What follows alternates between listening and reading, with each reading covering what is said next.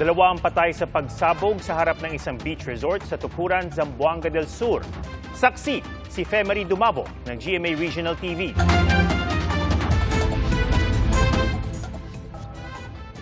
Nagkalasog-lasog na ang katawan ng isa sa dalawang nasawi sa pagsabog sa harap ng isang beach resort sa Tukuran, Zamboanga del Sur. Ang isa naputulan pa ng paa. Nasira ang bahagi ng resort at isang tindahan. Natusta rin ang isang motorsiklo. Ayon sa pulisya, base sa salaysay ng mga saksi, isang puting service utility vehicle ang nakitang agad umalis matapos ang pagsabog. Ilang metro mula sa resort, nakita ang isang bag na may lamang ammonium nitrate.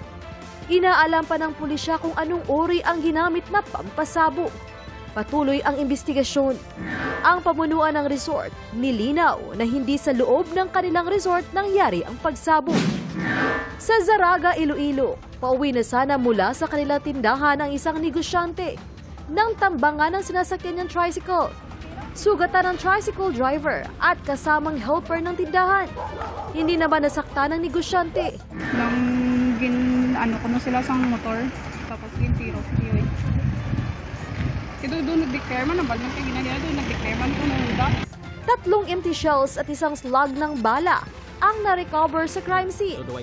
May persons of interest na raw ang pulisya. Isa sa mga ginalantaw diri nga motibo, mga ligutanon, isa man sa ginalantaw diri, man ang parte man sa ilang negosyo, isa man sa mga ginalantaw ang anggulo sang pagpag-hold up.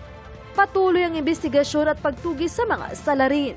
Para sa GMA Integrated News, ako si Femery Dumabo ng GMA Regional TV, ang inyong saksi.